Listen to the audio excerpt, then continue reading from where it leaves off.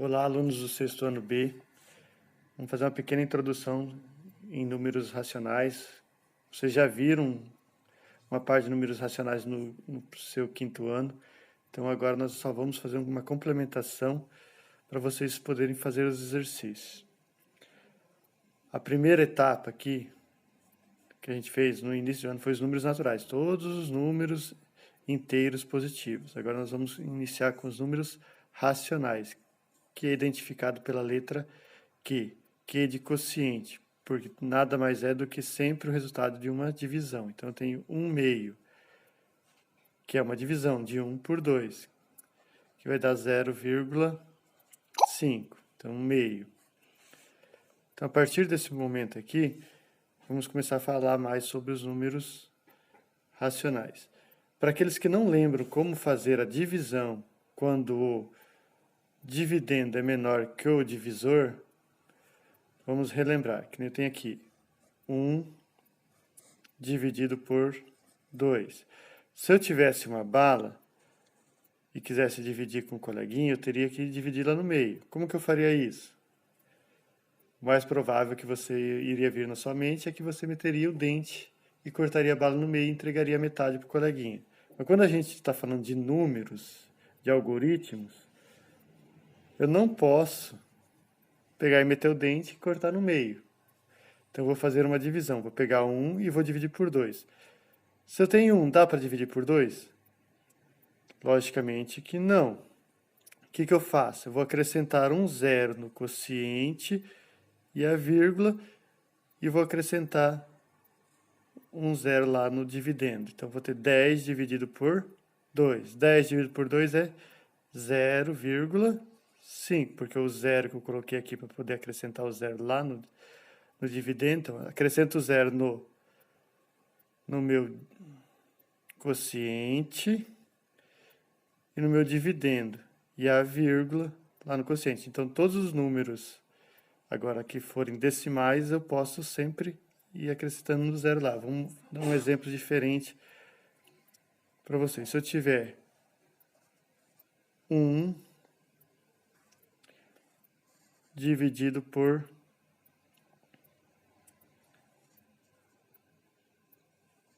20.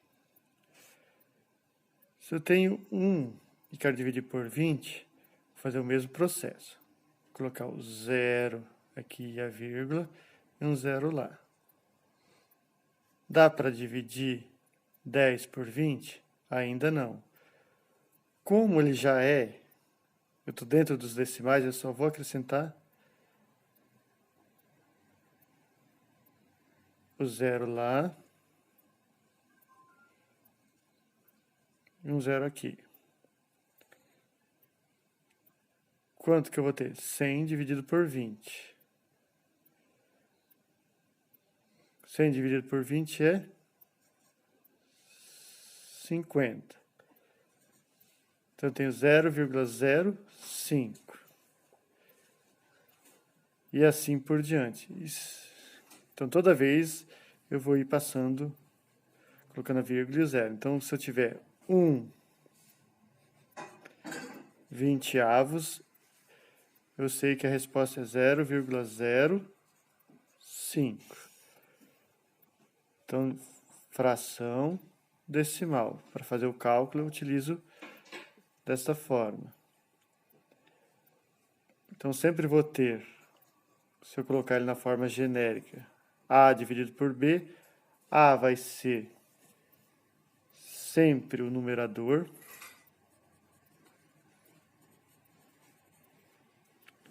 e B, que é o cara de baixo, o denominador.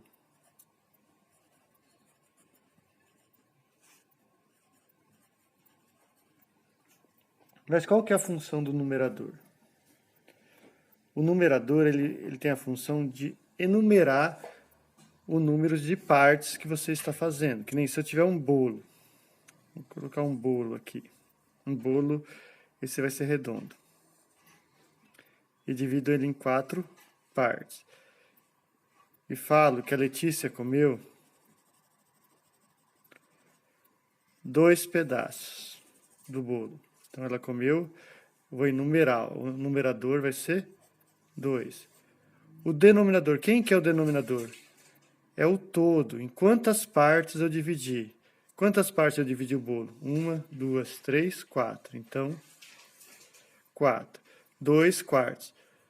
Mas toda vez que eu tiver fração nesse tipo aqui, 2 quartos, que os dois forem divisores de um número menor, que nesse caso aqui, qual que é o divisor que dá para dividir 2 e 4 ao mesmo tempo? É 2, eu vou dividir por 2 o numerador e dividir por 2 o denominador. Então, 2 quartos é equivalente a 1 meio. Por quê? Se você observar a imagem que eu representei aqui do bolo, Letícia comeu metade do bolo. Então, ela comeu 2 pedaços de 4, que representa metade do bolo. Mas em qual outro momento que eu posso usar? Quando você tem... Toda vez que você estiver falando de quociente, de números racionais, você está trabalhando com um valor que representa o inteiro e as partes que ele está sendo dividido. Se você tem R$1, você vai dividi-lo em 4 partes. Então, eu tenho R$1 é o meu todo e eu vou dividi-lo em 4 partes. O que eu vou obter se eu dividir em 4 partes? Então, eu vou ter R$1 dividido por 4. Dá para dividir 1 por 4? Ainda não. Então, vou usar a regrinha lá de cima. Vou acrescentar o 0 no quociente, a vírgula, e um 0 lá no 1. Então, vou ter 10 dividido por 4. Dá quantas vezes eu posso multiplicar 4 que fique menor que 10 e próximo de 10? Então, se eu colocar aqui 2 vezes 4 é 8. Então, 8. 10 menos 8 sobra 2. 2 dá para dividir por 4? Não. Então, vou acrescentar um 0. Preciso acrescentar o 0 aqui? Não, porque eu ainda estou trabalhando dentro da primeira etapa de dezena. Então, aqui eu continuo na sequência. Se eu tivesse que colocar mais um 0 aqui, aí eu teria que colocar outro 0 lá. Mas o 0, colocar uma vez só, eu já acrescentei aqui. Então, 20 dividido por 4, 5. Então, 0,25. Então, eu vou ter, dividido por 4, 0,25. Vou ter 4 moedas de 0,25 centavos. Então, se eu dividir R$1 por 4, eu tenho 4 moedas de 25 centavos. E se eu dividir esse R$1 em 10 pessoas, eu vou ter 1 dividido por 10. 1 dividido por 10 dá? Não dá. Acrescento 0, vírgula, o 0 lá. 10 dividido por 10? 1. Então, eu tenho 0,1. 0,1 equivale a moeda de 10 centavos. Então, eu vou ter 10 moedas de 10 centavos. Então, eu posso representá-lo sempre em forma de imagem, representando o denominador é o número de partes que eu dividi e o numerador o número de partes que foi retirado da comida ou que representa a parte que você está retirando. Se eu tiver uma barrinha de chocolate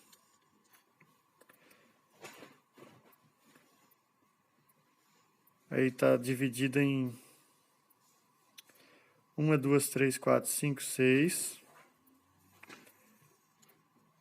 7, 8, 9, 10, 11, 12. Quem que é o numerador? É o número de partes que eu tenho discriminado. São 12. E falo que o Mateus comeu 5 partes. Então, eu vou enumerar 5 partes. Então, 5/12. Dá para simplificar 5/12? Não, porque eu não tenho um divisor em comum de 5 e 12. Então, o Mateus comeu 5/12. Quanto falta para chegar no valor inteiro? Daí eu posso pegar o restante, que é 1, 2, 3, 4, 5, 6, 7. Então, para chegar no inteiro, eu vou ter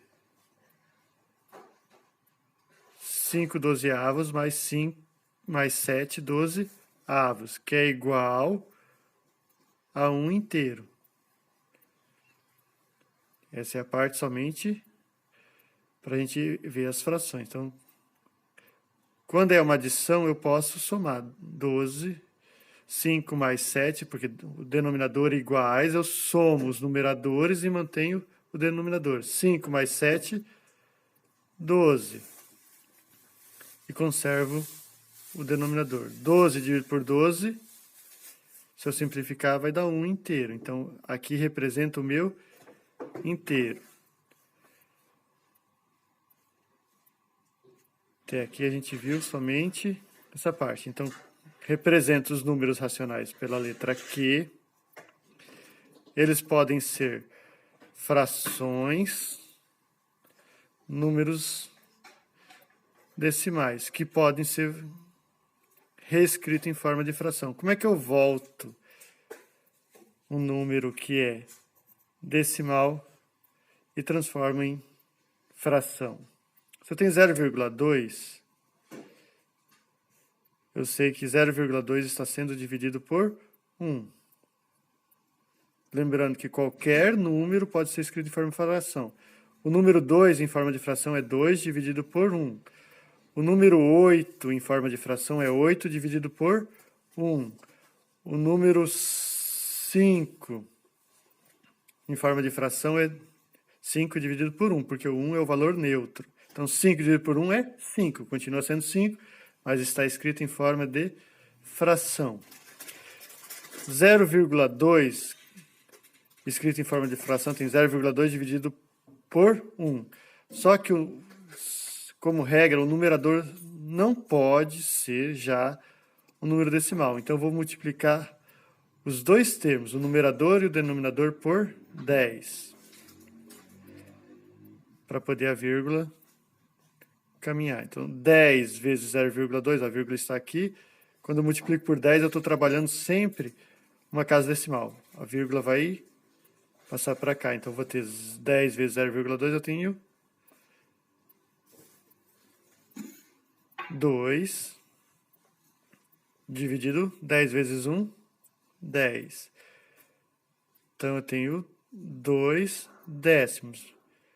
2 décimos, dá para simplificar? Eu tenho um número que dá para dividir 2 e 10 ao mesmo tempo? Tem, né? O próprio 2 dá para dividir. Então, eu vou dividir 2 por 2, que vai dar 1. E 10 dividido por 2, que vai dar 5. Então, 0,2 equivale a 1 quinto. Se eu tirar a prova real, 1 dividido por 5 tem que dar quanto? 0,2. Então, vamos fazer aqui. 1 dividido por 5 não dá. Vou acrescentar o 0 e a vírgula. E o 0 lá no dividendo. 10 dividido por 5, 2. Então, eu tenho 0,2. Então, eu confirmei que 1 quinto representa 0,2. Bem simplesinho.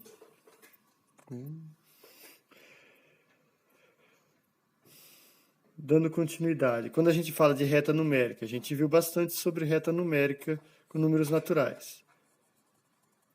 Eu tenho que encontrar a razão de crescimento de uma reta numérica. A primeira coisa que eu falei para vocês, quando vocês se depararem com uma reta numérica, é encontrar a razão. Se eu tenho uma reta numérica que sai 1, 1,5, 2, e quero saber o próximo. Qual que é a razão aqui? Se eu tenho 1, 1,5, 2. Se eu pegar 1,5 menos 1, eu vou ter meio. Se eu pegar 1,5 menos 2 menos 1,5, eu vou ter meio. Então, a razão de crescimento aqui é meio. Então, qual que é o próximo? 2,5. Agora que eu fiz essa reta numérica, eu lembrei que eu tenho que falar para vocês sobre frações próprias, para relembrar da matéria do quinto ano, próprias e impróprias.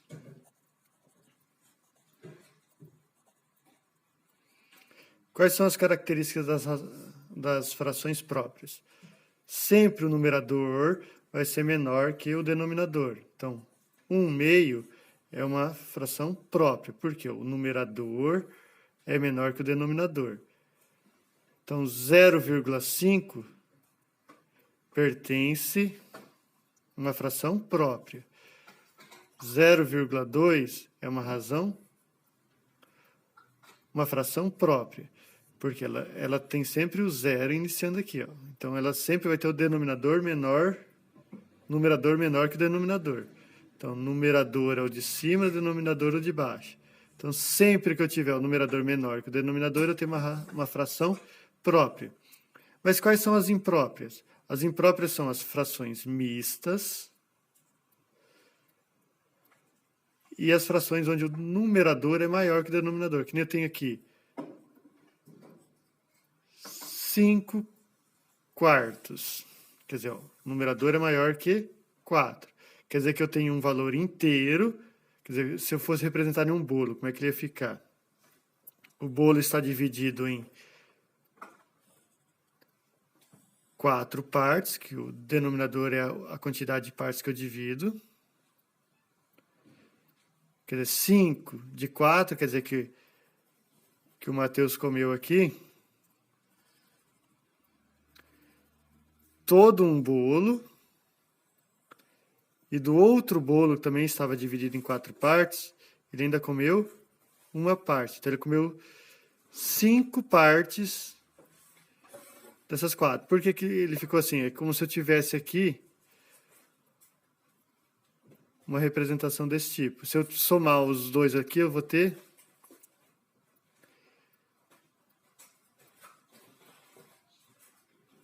um inteiro. Quer dizer, ele comeu um inteiro mais um quarto do bolo, que seria esse pedacinho aqui, 1 de 4. Então, ele comeu um inteiro e um quarto. Deixa eu escrever ele melhor aqui para ficar melhor. 1 e um quarto. Isso aqui é um número misto.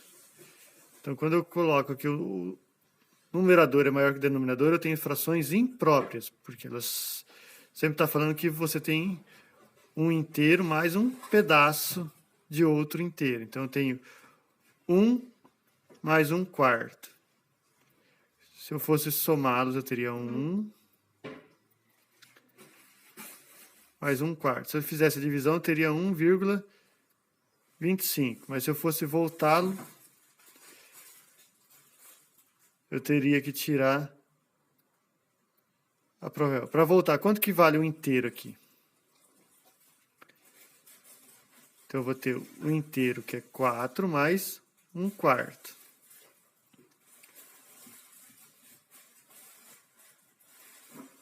Bem tranquilo de se observar. Então, próprias, numerador menor que o denominador, impróprias, numerador maior que o denominador. E na reta numérica, sempre encontro a razão para poder fazer o cálculo dela. Dos exercícios que foi passado, todos são para fazer essas análises assim. Então, quando a gente tratar de dinheiro, a gente tem a representação do inteiro, que é o real. E o real está dividido em quantas partes? Em quantos centavos? R$1 pode ser 100 centavos. que a nossa menor medida é 1 centavo. Então, quando eu tenho 99 centavos, eu estou tendo 99 moedinhas de 1 centavo. Se eu fosse colocá-las em moedas, ia ficar bem levinho para carregar, para comprar o doce.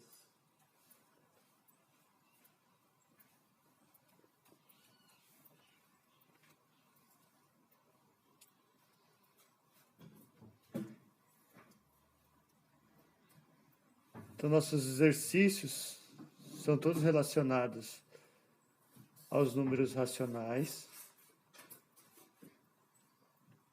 Eu quero que vocês façam eles com cautela, observando bem o que está acontecendo. Lembrando que toda vez que você somar os seus centavos e ele passar de 100, quer dizer que você já tem um valor inteiro, que nem se eu tivesse 0,75 de um doce mais 30 centavos de bala, eu teria 5 mais 0, 5, 7 mais 3, 10. Então eu teria gasto R$1,05. Então eu vou olhar, a vírgula sempre vai descer e ficar embaixo de vírgula. Vírgula embaixo de vírgula, então eu vou ter aqui as unidades. Então ele pode ter unidade, dezena, centena. E aqui abaixo da unidade nós temos o quê? Nós temos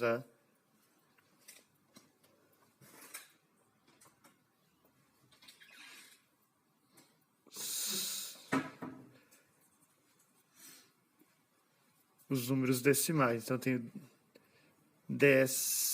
a décima parte, né? E tem as unidadezinhas de decimais. Então, unidade decimal e a parte de dezena decimal também. Quando você observar preços, os únicos preços que são ilusórios são de posto de combustível, que eles trabalham com uma casa a mais do que nosso plano prevê, que nosso plano prevê só até 0,01, que é a menor unidade nossa, é 1 centavo. E posto de combustível trabalha com 0,001, que é na hora que eles colocam aqueles preços de R$2,999, que nada mais é do que R$3. Então, observem isso no seu dia a dia, faça o exercício com cuidado. Qualquer dúvida, entre em contato. Não fiquem com a dúvida. Lembre-se do que eu sempre falo. Anotem a dúvida para depois poder perguntar e não ficar com ela permanecendo.